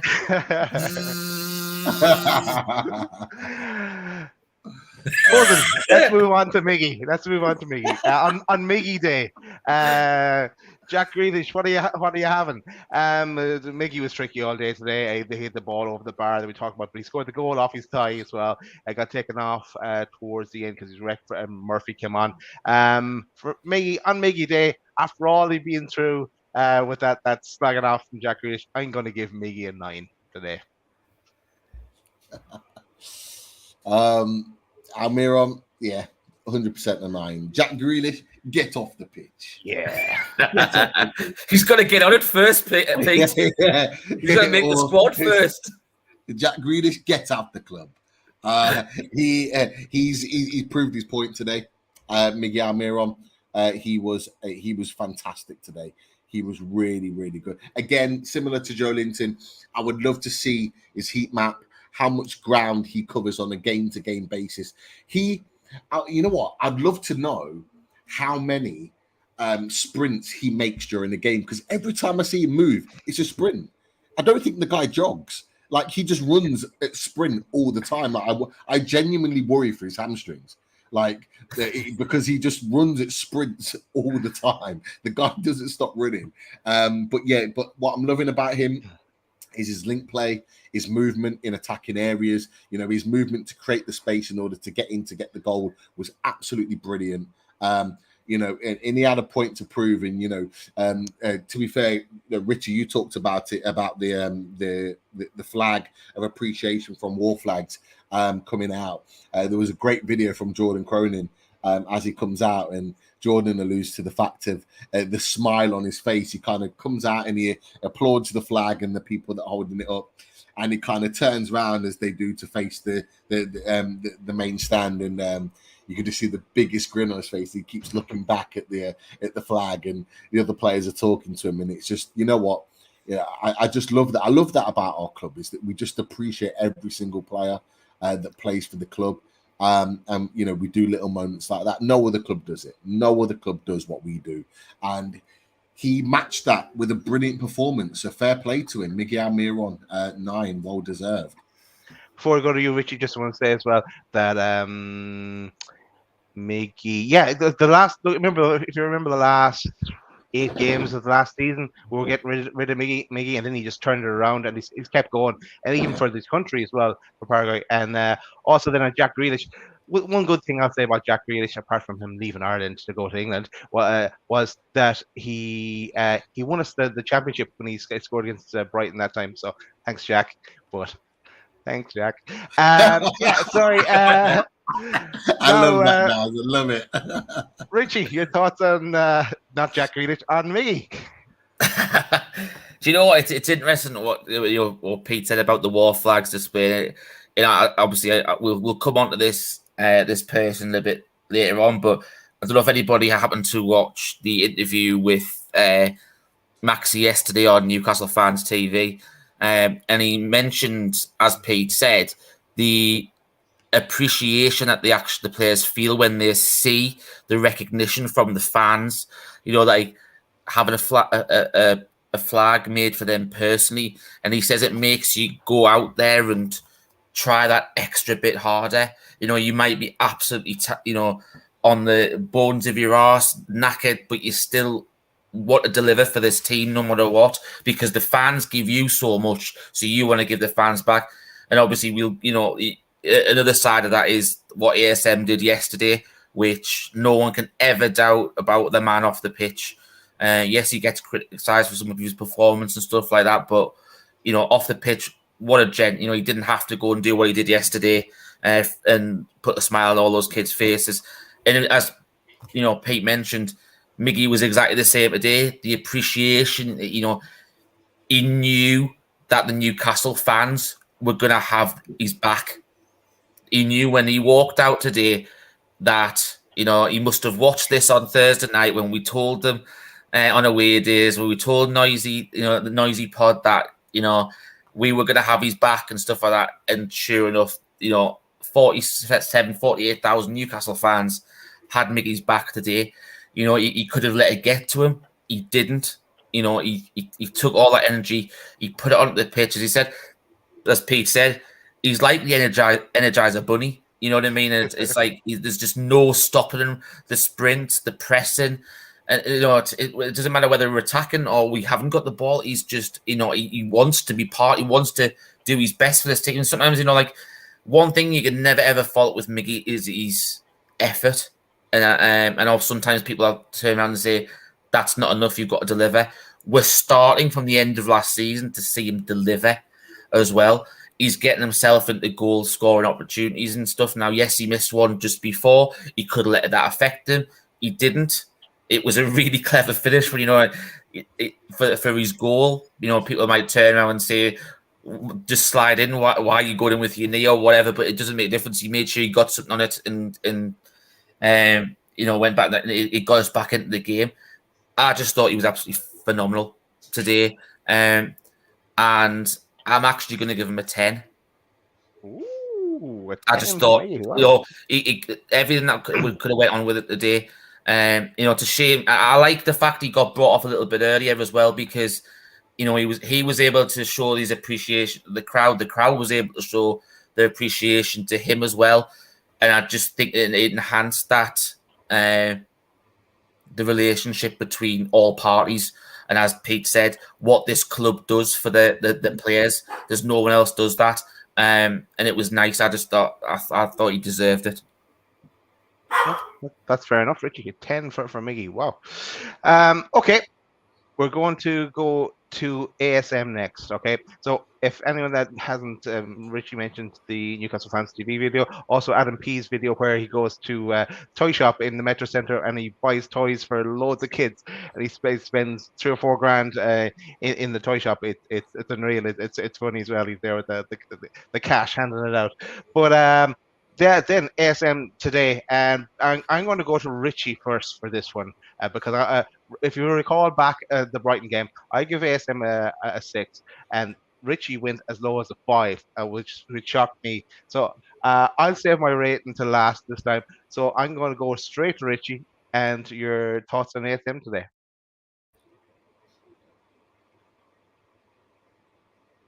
You're on mute, Richie. Sorry, the dog was barking. Do you know what? I think that's Maxie's best performance ever in a black and white shirt today.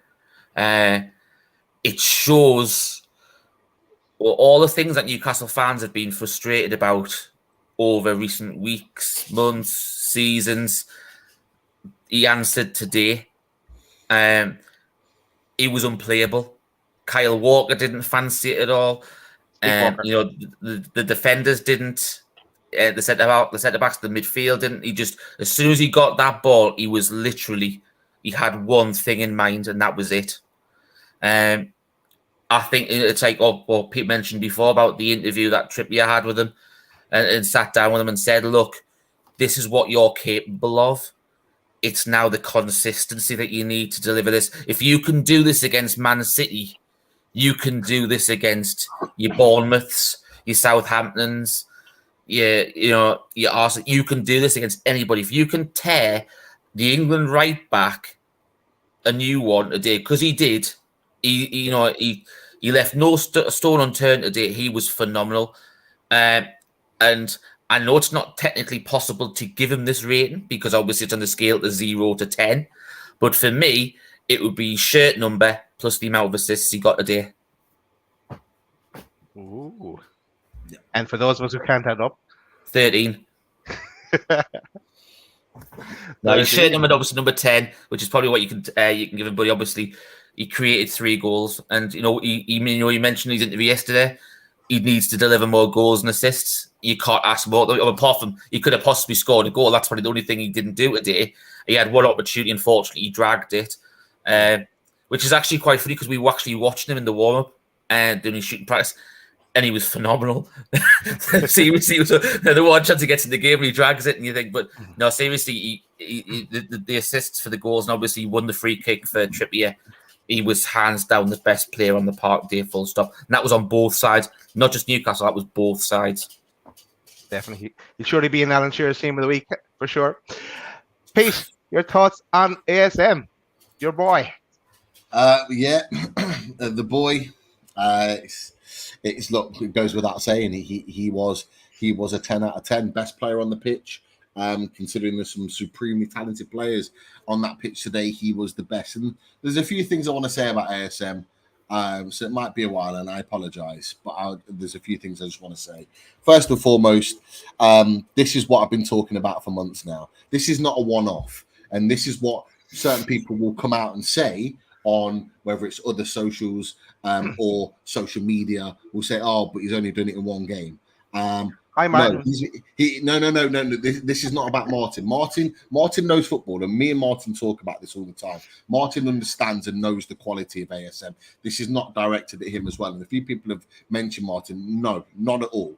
He knows the ability of Haaland and Silva. He just wants him to obviously grow with the club and be better and produce better. And there are times of frustration, but what I've seen, which is what maybe others haven't seen, is a process with Haaland and Silva. He has been getting better towards the back end of last season. His decision-making has been better. The opening of the game and causing problems in different ways has been better. It's not just been all about free-flowing running, just running. He's opened up his game. That it was the complete performance that we saw from Haaland and Silva today. The complete performance against the champions of England.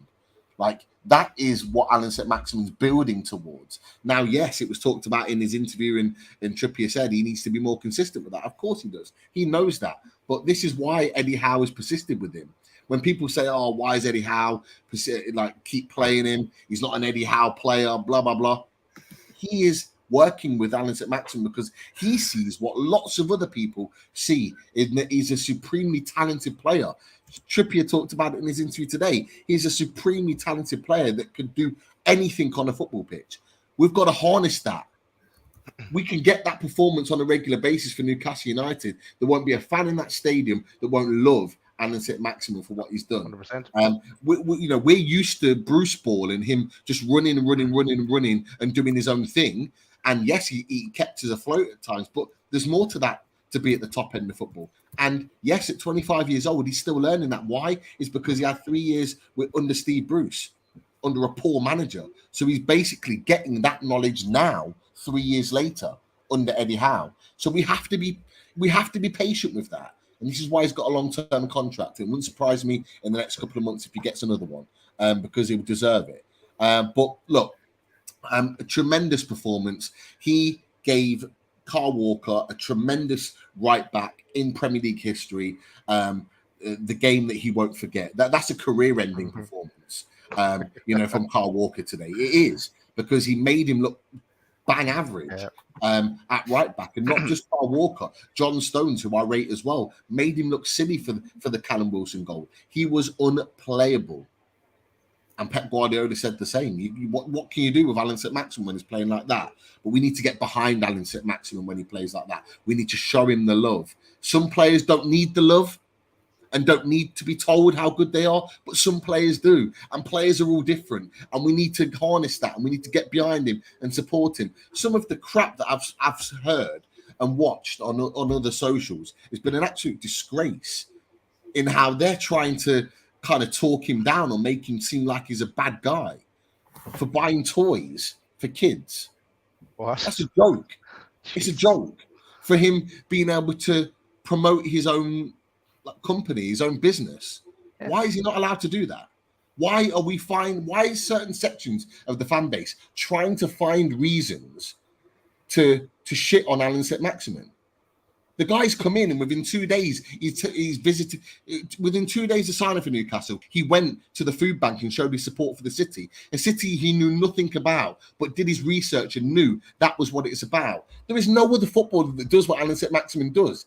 He is a player for the people. He is a modern day okay, genuine modern day footballer that will come out and talk openly with fans, show passion and desire for fans, and understand where fans come from. These gestures that he gives out is because he wants to give back, because he knew from his upbringing that he didn't have everything.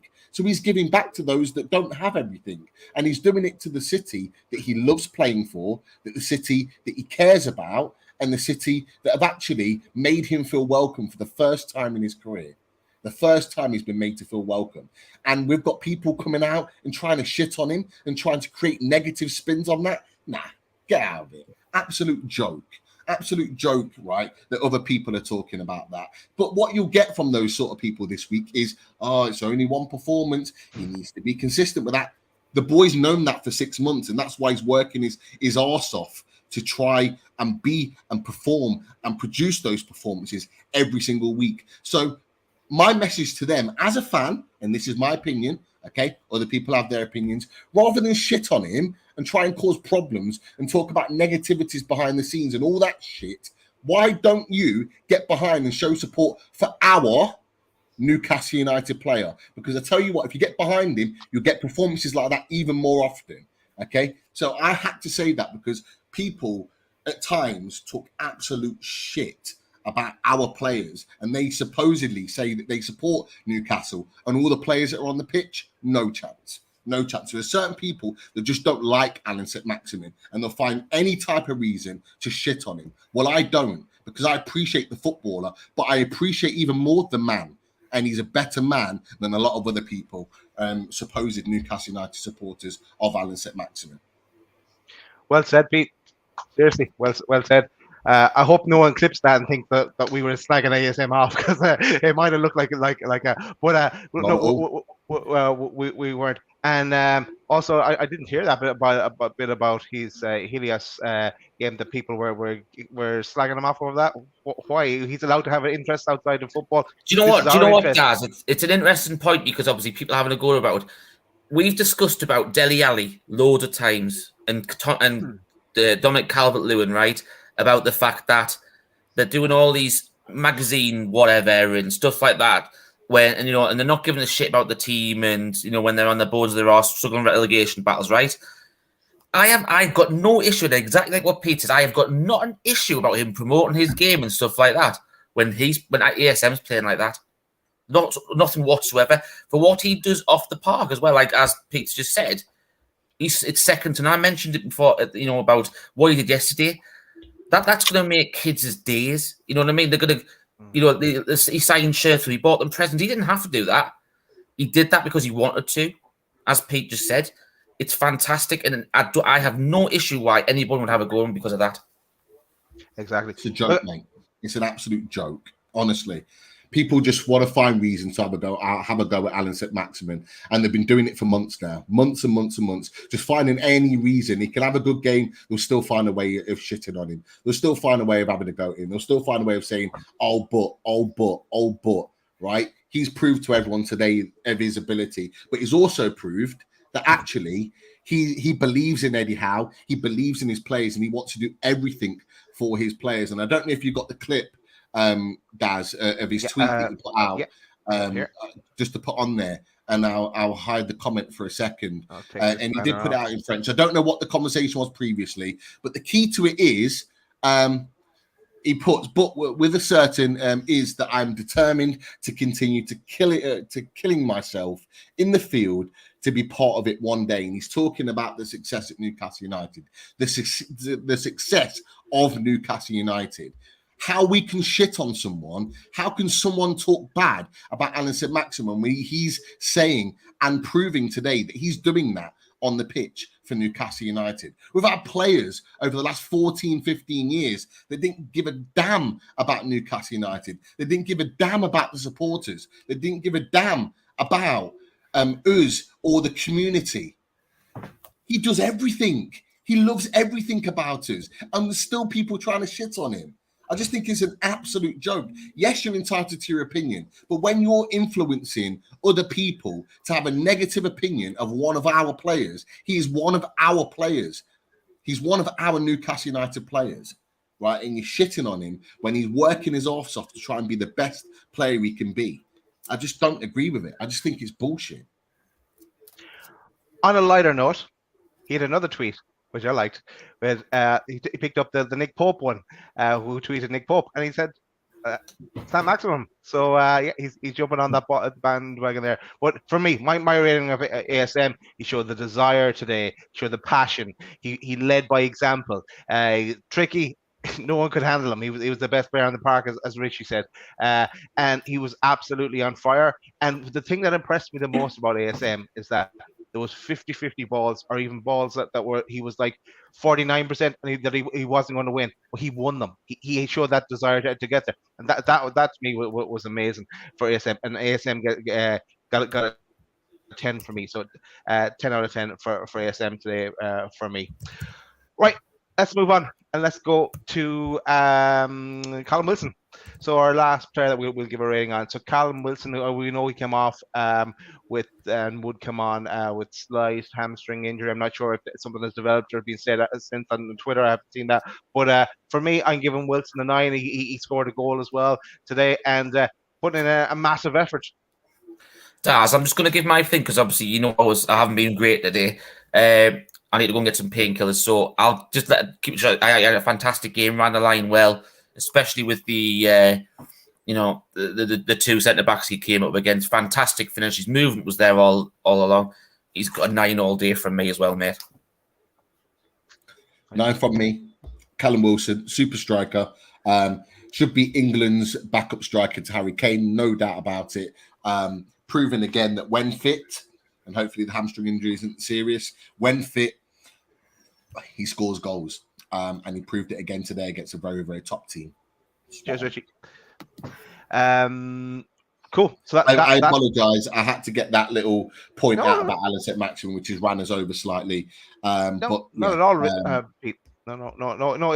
It's important as well. I hadn't seen some of that stuff, and you're right. Like we all want to see the consistency, but he has taken it to another level today. If he can, and as I said to the gym before the start of the show, if he can produce half that the performance he does today in the games going forward, absolutely delighted, and more than happy to stay for long. And actually, his point previously about Ballon d'Or, if he keeps playing like that, then we do kind of make a joke about it, but then he's up there. He's up there with a chance, but he has to keep. It'll be difficult to put that kind of performance in week on week. But that's the ratings. So I think around the house we all give ASM man the match from the ratings from today. Also, just to round off the show, because I want to tell people about interesting shows coming during the week. So hang on for that. But I want to give a shout out to sponsors first. Shout out to shyburns.com, and I saw that Simon's in the chat there as well, and the range that Simon has available, the hats, t-shirts, hoodies, and this is even the half of it. You have to go check out the latest on shyburns.com, and also that's the home of the loaded t-shirt as well, and there might be another t-shirt coming in the future as well that Simon was talking about, but keep an eye on that. But yeah, there's the t-shirts available in loads of different colors, and also you can get a mug and a water bottle as well. Shout out to Pins and Prints and the range that Dean has there available, and he might have a few more goals to put together for new posters going forward. And a shout out to Machine House and to Martin and the crew in Machine House and the range that Martin has available, t-shirts, hoodies, you name it, go check it out. The range that Martin has available there. And also he's doing a thing where for a prize that if you sign up to his mailing list, you subscribe to Loaded, you'll also get a 10% discount as well. You could win a prize. And also I should mention, because if you use the code, yes, Richie did update it. Here it is on the bottom. On Shyburns, Machine House, Pins and Prints. If you go check that out, the 10% discount, put in Loaded Mag, you will get a 10% discount. That's constant. I think if you sign up in the mailing list, you get a once off, but that's Loaded Mag, constant with Machine House. Check that out. Also, then that is the sponsors. Then I want to go to what's coming up during the week. Because and there's probably is there any questions, Pete, I should ask first that you want to take? I think there's one or two short questions that we can go to after or we can do it now if you want. Let's do the questions first, and we'll keep the suspense because there's some really good shows and there's extra shows happening this week popular shows that people like. So very busy. Let's go for the questions, Pete. Well, first and foremost, not question, but Simon said, big shout out to the NUFC women who won 4-1 today in their opening game of the season. Obviously, it was announced that they are joining the club. They are now part of Newcastle United, and they've got I think it's Straight Line, their new shirt sponsor, as you can see on the screen there. So fantastic result for the Newcastle United women. Keep up the great work. Mr. Lanzi, it said, people forgetting it was Man City we were playing. Nobody at all expected that result. Was massive. I agree with you. 100%. It was an absolutely massive result. There was a question here, sort of transfer related from Senk. He said, he's asked it for me, but for both of us. I hear this morning we'll go one more time for Maddison. What are your thoughts if you choose? Which one will you go for, Maddison or Paqueta? Transfer question, Daz, which one would you go for? Yeah, it's Paqueta. Yeah, Paqueta all day long. From me. Sorry, Pete. I was going to say Paqueta all day long for me. Who's the number one target from the start of the transfer window. I can't see us going back in from but you never know. Again, there's talking now of him signing a new contract as well. But yeah, there's a lot of movement going to happen in Leicester. The stock of the Fofana. There's us potentially with Madison, and there's Tielemans as well. They have to sort that out because his contract's running down. He'll walk away for nothing in summer. That's the one they probably want to get something from now. And he didn't play at the weekend either. Neither did Fofana. So yeah, it's there's going to be so much movement. But yeah, it's Paqueta for me if that's possible. I'd love it. I would love it. Pete, you're a Madison boy. You know what? Like, I love Paqueta, and if it was a choice, I'd probably go with him because I think his link up in midfield today with Bruno and Joe Linton would have been absolutely spot on. But there's something about Maddison that I think could really light up this midfield as well. So I wouldn't be against him coming back. Or us going back in for another bid. And look, with Leicester the way they are at the moment, and I think Leicester proved that actually selling Fofana, and I've said this for a while now, selling Fofana is probably the worst thing for them, because I think actually he's the one thing that they need, is that they need him to stop the goals going in. So it's all right creating goals.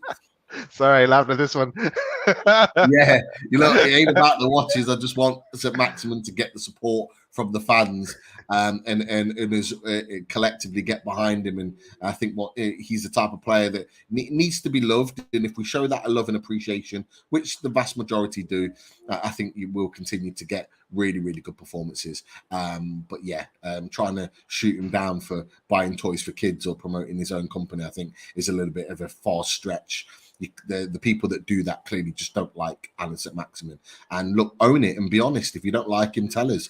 Don't try and portray that you like him when you constantly talk shit about him. And that's to those people that have been doing that over months, but certainly in recent days. Another question in the chat. Oh, before that, Brisgate, thank you very much for your $14.99 donation. Thank you for the kind words. I'm assuming he's referring to the Haaland St. Maximin talk. There's another one, and there's a few people that have mentioned this actually. Who thinks we will go back in for Moussa Diaby? Leverkusen, bottom of the league in the Bundesliga.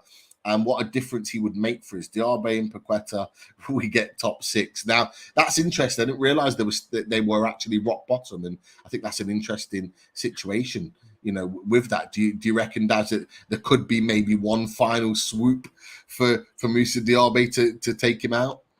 You never know. I didn't realise they were bottom either. I haven't been following it, but it's just so much. There's so many moving parts. I was to get into these last few days. It's watch this space. Everyone's glued to it already. So there's so many twists and turns, and we did even say, I remember at the start of the transfer window, I think it was myself and you, Pete, we said they may go big just at the very end, just to kind of, and depending how we're getting on as well. But as we showed today, we're up there. So why not? Why not try and push for a higher place in the league and bring him, spend a bit of cash. Definitely. Just a quick one that I've just seen here. Question.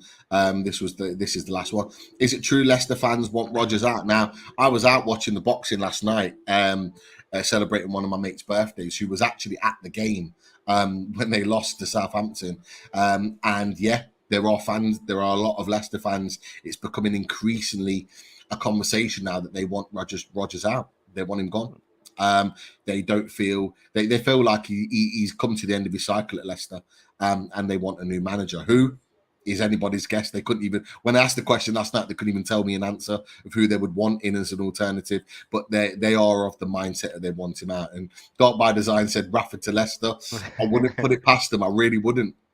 I really would not put it past Leicester to maybe move on Rodgers and get in someone like Rafa Benitez for a short period.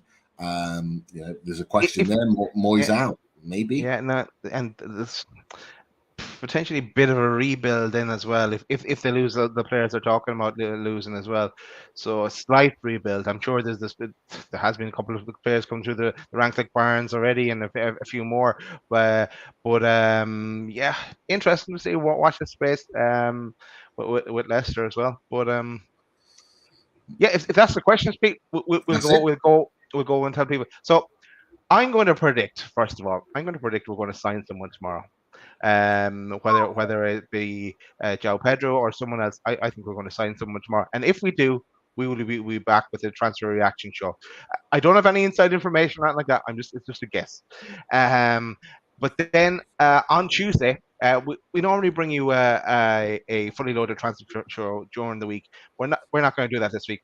We're going to bring you 2 fully loaded transfer shows this week. So first up, Tuesday, and we've got the main man Jordan and the other main man Lee back in with us as well. I think we're going to have Lee. Hopefully we do. And as the fingers crossed, as the poster highlights, time is ticking. So we're on a deadline. We've got so much work to do, both incomings and outgoings, before that deadline hits. So that's on Tuesday. Then we have the game. Then obviously the game is on Wednesday. We'll be watching that League Cup game against Tranmere. And I think you're going to it, Pete, aren't you? Hopefully, fingers crossed, I'll be there. I'm literally waiting because after 6 weeks of bliss, I am finally back at work this week. The dreaded walk back to work. Don't rub it in. So I don't know if I'm needed Wednesday. If I'm needed Wednesday, I might not be able to go. But yeah, I have the ticket. I'm going to the game. It might change last minute though. So looking forward to it. If I don't, I'll be able to still watch it on TV. But I'd love to be there in Tranmere. Never been. So fingers crossed. Nice one. I hope you get to go. And then we're back again on Thursday for another fully loaded transfer show, and we've got Graham Bailey in with us. The poster may change it up. There is a bottle of Bailey's there floating around in the background, if no one has spotted it. But so Graham Bailey in with us on Thursday. So the pictures and the posters may change because the targets will be a moving target. Will be names dropping left, right, and center. But that's Thursday. So you've got fully loaded transfer show on Tuesday and Thursday. Just remember that this week. Then on Friday we've got away days as we get the build up to the Wolves game. And Pete, tell us about this. Yeah, so we've got, if anyone watched the Battleground Europe show, where we looked at all the European contenders potentially to break the top 6, we had Wolves Fancast who made their debut, and Little Dan was absolutely brilliant, just smashing into and arguing with all the Midlands teams, Leicester, Villas, the lot. He was going for them all. And look, Dan's a great guy, really good to chat to. So it'll be really good to get his opinions on Wolves and a couple of signings that they've made in the build up to a big game on Sunday. So yeah, Friday night, 7:30. Don't be late. Tune in. We'll be talking tactics as well. Be interesting to get Dan's opinions on that. So yeah, really looking forward to this one, as always with away days. Nice one, Pete. That's going to bring our show to a close. Actually, shout out to Eddie Howe as well. I think I haven't read them, but I think Pep Guardiola gave great praise for Eddie Howe as well. So, what better way to close out the show than say good night to everyone and see you probably tomorrow? Where is it? Eddie. How? Good night, everyone. See you later. Oh, yeah, he did it. Yay! It's like another goal. Good night.